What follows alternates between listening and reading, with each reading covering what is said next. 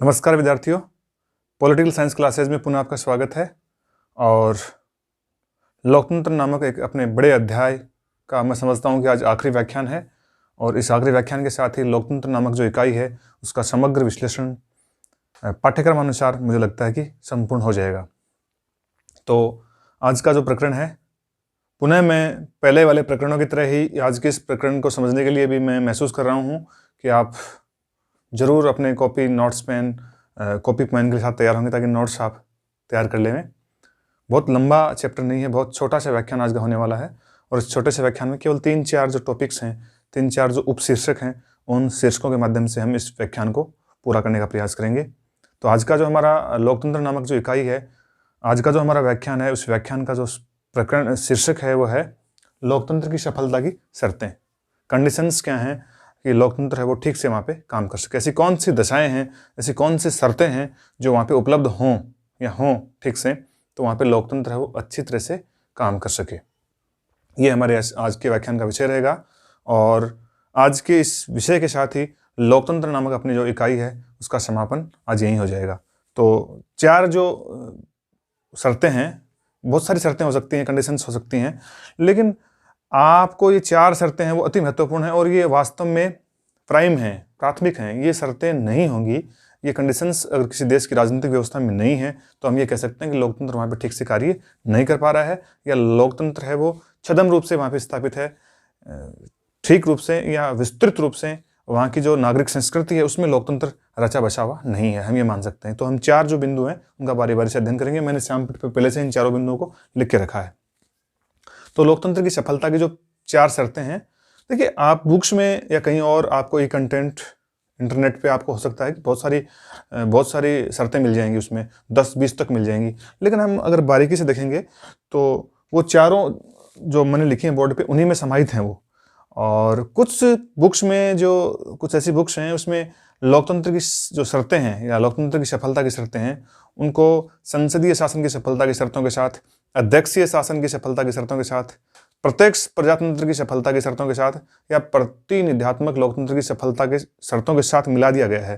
तो एकदम से कर दिया गया है। यहाँ पे जो मैं 4 बिंदुओं की बात कर रहा हूँ, 4 जो अपने सब टॉपिक हैं उनकी बात कर रहा हूँ, निश्चित रूप से ये केवल लोकतंत्र जो शब्द है और लोकतंत्र का जो मर्म है या लोकतंत्र का जो भाव है उसको प्रतिस्थापित करने के लिए, उसको मजबूत बनाने के लिए या उसको वास्तविक रूप से धरातल पर उतारने के लिए जो 4 शर्तें हैं वही यहाँ पे मैंने लिखी हैं और केवल हम इन 4 शर्तों की बात ही करेंगे। तो पहला जो मैंने लिखा वो लिखा है, जनता शिक्षित, संवेदनशील और उत्तरदायित्व की भावना से ओतप्रोत हो। जनता शिक्षित हो, संवेदनशील हो और उत्तरदायित्व की भावना से परिपूर्ण हो। हमें इन तीनों शब्दों को समझना है। पहला, शिक्षित। शिक्षित का मतलब होता है कि नागरिक हैं वो अपनी राजनीतिक प्रणाली या अपनी लोकतांत्रिक व्यवस्था या अपनी शासन प्रणाली की सामान्य समझ रखते हों। जो लिटरेसी रेट है उस देश का या उस राज्य का या उस समूह का या उस समाज का वो अच्छा हो। प्रत्येक नागरिक अपनी राजनीतिक प्रणाली के प्रति संवेदनशील हो। संवेदनशील का मतलब है वो अपनी राजनीतिक प्रणाली में, अपनी राजनीतिक व्यवस्था में उसकी सरकार के द्वारा किए जाने वाले कार्य, लागू किए जाने वाले कानून या महत्वपूर्ण निर्णय, नीति निर्माण से संबंधित निर्णय हैं, उनके बारे में वो सामान्य जानकारी तो कम से कम रखता ही हो। अगर किसी विषय के बारे में उसकी गूढ़ जानकारी नहीं हो, लेकिन वो नागरिक, वो व्यक्ति अपने इस लोकतांत्रिक व्यवस्था की या राजनीतिक व्यवस्था की सामान्य शिक्षा उसको प्राप्त हो, तो ये आवश्यक हो जाएगा। अगर उसको सामान्य शिक्षा है तो फिर ये मुमकिन हो जाएगा कि वो लोकतांत्रिक शासन है उसको ठीक से समझ पाएगा और अपनी लोकतांत्रिक जो व्यवस्था है देश की उसमें अच्छा योगदान दे पाएगा। तो शिक्षित का मतलब यहाँ पे सामान्य राजनीतिक शिक्षा से है।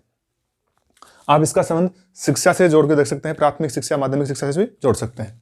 दूसरा मैंने लिया संवेदनशील। देखिए, संवेदनशीलता तब बढ़ती है किसी विषय के प्रति जब उस विषय के प्रति हमारे जहन में, हमारे मस्तिष्क में सामान्य समझ हो। किन्हीं वस्तुओं के प्रति, किन्हीं विचारों के प्रति, किन्हीं भावों के प्रति, किन्हीं प्रक्रियाओं के प्रति, किन्हीं व्यवस्थाओं के प्रति अगर उनकी समझ हमारे मस्तिष्क में पैदा नहीं हुई है तो ये निश्चित है कि उनके प्रति हमारे मस्तिष्क में संवेदनाएं नहीं उमड़ती हैं। तो संवेदनाओं के लिए जरूरी है। संवेदनशील नागरिक कौन होगा? जो अपनी राजनीतिक व्यवस्था को समझता हो। निश्चित रूप से जब शिक्षा के माध्यम से उसको सामान्य एक राजनीतिक व्यवस्था का ज्ञान हो जाएगा तो हम ये अपेक्षा कर लेंगे कि वो नागरिक है फिर अपने शासन के प्रति, अपनी सरकार के प्रति, अपने शासकों के प्रति संवेदनशील रहेगा और उनके निर्णयों पर नजर बनाए रखेगा। तीसरा उत्तरदायित्व है। देखिए, उत्तरदायित्व का मतलब ये है कि चूंकि लोकतंत्र का जो मूल भाव है वो है जनता का शासन, उसमें जो महत्वपूर्ण ताकत है, शक्ति है, वो जनता के पास निहित है। तो जनता अगर उत्तरदायित्व समझती है अपने शासन के प्रति, अपनी सरकार के प्रति, अपनी राजनीतिक प्रणाली के प्रति, अपने देश के प्रति, अपने राज्य के प्रति, तो वो ठीक से कार्य कर पाएगी। तो ये पहला जो मैंने शर्त बताई है, ये एक मैं कह सकता हूँ कि सुयोग्य नागरिकों से जुड़ी हुई शर्त है। किसी देश की नागरिक सुयोग्य, सुसंस्कृत, उत्तरदायित्व की भावना से ओतप्रोत, संवेदनशील रहेंगे तो निश्चित रूप से वहां के जो लोकतांत्रिक शासन है उसकी जो डेप्थ है, गहराई है, वो सामान्यतः अन्य देशों से अच्छी रहेगी। अगर मैं बात कर लूँ लोकतांत्रिक स्थिरता की, तो हम देखते हैं कि जो यूरोपीय देश हैं उनमें जो लोकतांत्रिक शासन है उसकी जो गहराई है वो अधिक है, उसका विस्तार अधिक है, और वहाँ की जो राजनीतिक और सामाजिक संस्कृति है उसमें भी वो रची बची हुई है। वहाँ पे जो लोकतांत्रिक है शासन प्रणाली है, उदारवादी जो लोकतांत्रिक शासन प्रणाली है यूरोप और अमेरिका में, वो हम कह सकते हैं कि जो विकासशील देशों की लोकतांत्रिक व्यवस्थाएं हैं उनसे ज़्यादा मजबूत है, सुदृढ़ है और ज़्यादा अच्छे तरीके से वो काम कर पा रही हैं। तो इसका एक मुख्य कारण यही है कि जनशिक्षा है वहाँ पे, यानी सार्वजनिक शिक्षा को बड़ा महत्वपूर्ण स्थान मिला है लोकतंत्र में। और वहाँ पे हम देखते हैं कि जो लिटरेसी रेट है, साक्षरता की दर है, वो अन्य जो एशिया अफ्रीका के जो देश हैं, लैटिन अमेरिका के जो देश हैं, जो औपनिवेशिक शासन से 1950 के बाद में आज़ाद हुए हैं, उनकी अपेक्षा वहाँ पे शिक्षा का स्तर निश्चित रूप से ज़्यादा अच्छा है। और यही कारण है कि वहाँ पे लोकतांत्रिक शासन ठीक से कार्य कर पा रहा है। तो सार्वजनिक शिक्षा लोकतंत्र के लिए आवश्यक है। कम से कम जो लिटरेसी रेट है और सामान्य राजनीतिक समझ है उसको पैदा करना सरकार का दायित्व है, और नागरिक भी उसके प्रति सचेत रहें। तो ऐसी स्थिति में लोकतांत्रिक शासन ठीक से कार्य कर पाएगा। दूसरा मैंने जो लिया है इसमें, दूसरी जो कंडीशन बताई है मैंने आपको, दूसरी शर्त, लोकतंत्र ठीक से कार्य कर सके या लोकतंत्र वास्तविक रूप से लोकतंत्र की तरह कार्य कर सके, दूसरी शर्त मैंने बताई है देश में शांति व्यवस्था का वातावरण हो। देखिए, शांति और व्यवस्था का वातावरण का मतलब है देश में जो विभाजन है, सामाजिक विभाजन हो, वो बहुत बड़े स्तर पर नहीं हो, कहीं धर्म, जाति, वर्ग, संप्रदाय, क्षेत्र के आधार पर जो विभाजन हो वो नहीं हो। और मैंने ब्रैकेट में लिखा है आपातकालीन व्यवस्था की आवश्यकता। जितने भी लोकतांत्रिक संविधान हैं, जितने भी लोकतांत्रिक देश हैं और जहाँ पे लोकतांत्रिक व्यवस्थाएं काम कर रही हैं, हम देखते हैं कि वहाँ पे उसके संविधान में आपातकालीन व्यवस्थाएं की गई हैं। आपातकालीन व्यवस्थाओं का मतलब है जब देश में, राज्य में, समाज में शांति और व्यवस्था की स्थापना नहीं हो पाती है तो सरकारें हैं वो क्या करती हैं, आपातकालीन उपबंधों का प्रयोग करते हुए जनता पे कानून और शांति व्यवस्था बनाए रखने के नाम पर अत्यधिक शक्तियों का प्रयोग करती हैं। जैसे हम भी देखते हैं कि हमारे भारतीय संविधान में भी 352, 56 और 60 में हमने आपातकालीन उपबंध रखे हैं। तो उन शक्तियों का प्रयोग करके सरकारें जो हैं या शासक जो वर्ग जो है उसको और अधिक शक्तिशाली बनाया जाता है। लेकिन हमें ध्यान देना है यहाँ पे, और महत्वपूर्ण बात है वो ये है कि ये जो शक्ति है ये कुछ समय के लिए दी जाती है केवल, और ये आपातकालीन शक्तियाँ, अत्यधिक जो शक्तियाँ हैं वो केवल इसलिए दी जाती हैं कि वो समाज में, राज्य में शासन के माध्यम से शांति और व्यवस्था की स्थापना कर दें। शांति और व्यवस्था की स्थापना के साथ ही अत्यधिक शक्तियां, जो आपातकालीन शक्तियां हैं, उनकी समाप्ति या उनका समापन हो जाता है और फिर देश है वो पहले की तरह ही लोकतांत्रिक ढांचे में पूर्ण ढल जाता है और विधिवत रूप से कार्य करता रहता है। तो हमें समझना है कि शांति और व्यवस्था किसी भी देश में लोकतंत्र की जो असलियत है या लोकतंत्र की जो वास्तविकता है उसको उजागर करने के लिए आवश्यक है। अदरवाइज अगर देश में राजनीतिक अस्थिरता हो, बाहरी आक्रमण का खतरा हो, आंतरिक अशांति हो, तो वर्ग, जाति, क्षेत्र के आधार पर देश बंटा हुआ हो, तो इस तरह की जो व्यवस्थाएं जहाँ पे होती हैं वहाँ पे लोकतंत्र है वो अपने वास्तविक स्वरूप में प्रकट नहीं हो पाता धरातल पे, और वो केवल छद्म लोकतंत्र बन के रह जाता है। तो हमें आवश्यक लगता है कि देश में शांति और व्यवस्था की स्थापना भी आवश्यक है, तभी वहाँ पे लोकतंत्र है वो ठीक से कार्य कर पाएगा। तीसरा मैंने लिखा आर्थिक समानता एवं सामाजिक न्याय। देखिए, मैंने दोनों कंसेप्ट को एक साथ लिया। आर्थिक समानता का मतलब कोई बहुत ज़्यादा हमें गहराई से नहीं लगाना। आर्थिक समानता का मतलब है कि देश में या राज्य में जहाँ पे लोकतांत्रिक शासन है वहाँ पे जो आर्थिक विषमताएं हैं, उत्पादन प्रणाली हो या आर्थिक रूप से हम कह सकते हैं कि संपत्ति को लेकर हो, संसाधनों के वितरण को लेकर हो, वहाँ पे तीव्र आर्थिक असंतोष नहीं होना चाहिए।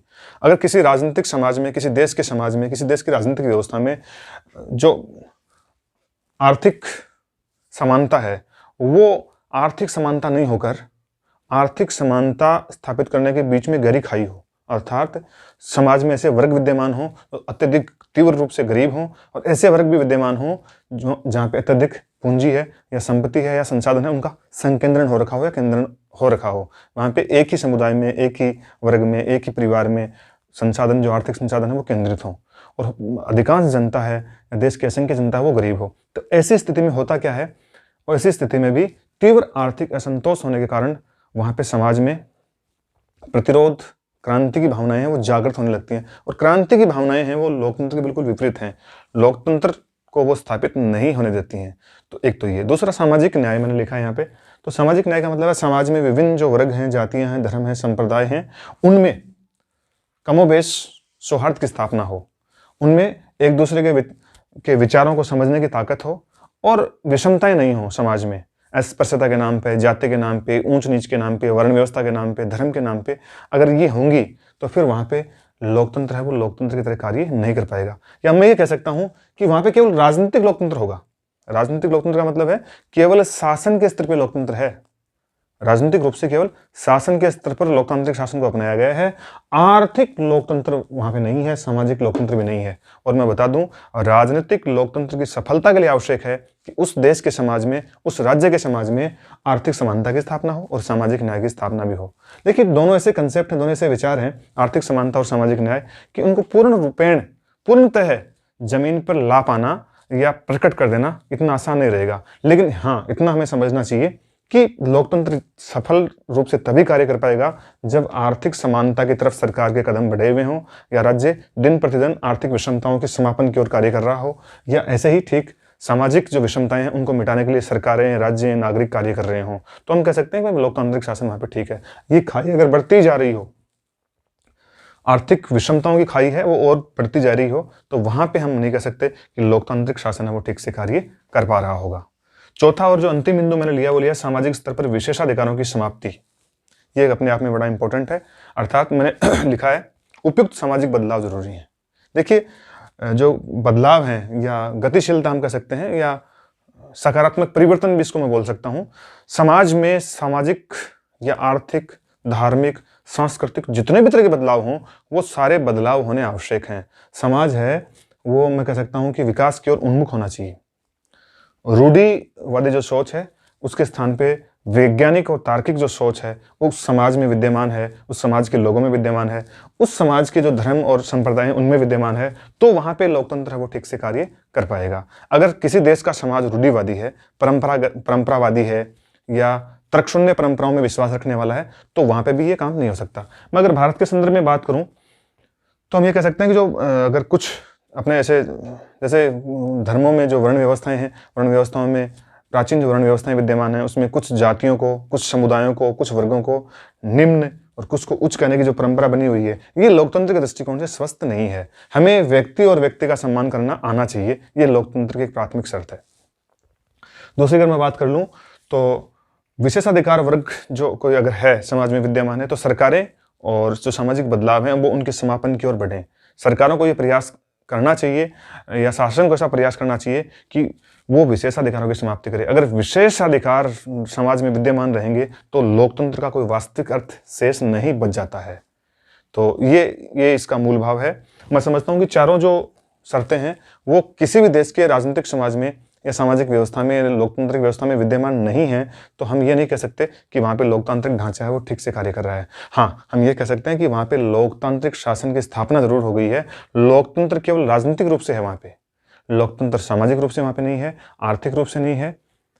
इसका मतलब वहाँ पे सामाजिक और आर्थिक लोकतंत्र वहाँ पे नहीं है, तो फिर राजनीतिक जो लोकतंत्र है वो केवल डफोसला है, वो वास्तविक रूप से लोकतंत्र नहीं है। लोकतंत्र की जो गहराई है वो उसमें नहीं है। देखिए, अगर वास्तव में हम देखें तो लोकतंत्र को हमने पढ़ा भी है पहले वाले परिभाषाओं में कि लोकतंत्र एक शासन व्यवस्था का नाम नहीं है, बल्कि एक जीवन शैली है जिसमें हम दूसरे के विचारों को सम्मान देते हैं, दूसरे के साथ तालमेल करने का प्रयास करते हैं और समानता, स्वतंत्रता, न्याय, सामाजिक, आर्थिक, राजनीतिक न्याय को प्राप्त करने का प्रयास करते हैं। यही वास्तविक लोकतंत्र है और ये तभी हो पाएगा जब हम सभी तरह की विषमताओं का समापन करना चाहें और करने की दृढ़ उत्कंठा हमारे मन में हो, तभी वो वास्तविक रूप से लोकतंत्र हो पाएगा। तो ये चारों शर्तें हैं, इनको पूरा करने के पश्चात ही वास्तविक रूप से लोकतंत्र की स्थापना हो सकती है। तो मैं उम्मीद करता हूँ कि आज के इस व्याख्यान में लोकतंत्र की सफलता की 4 जो आवश्यक शर्तें हैं वो आपने पढ़ ली हैं ठीक से और समझ भी ली हैं। धन्यवाद।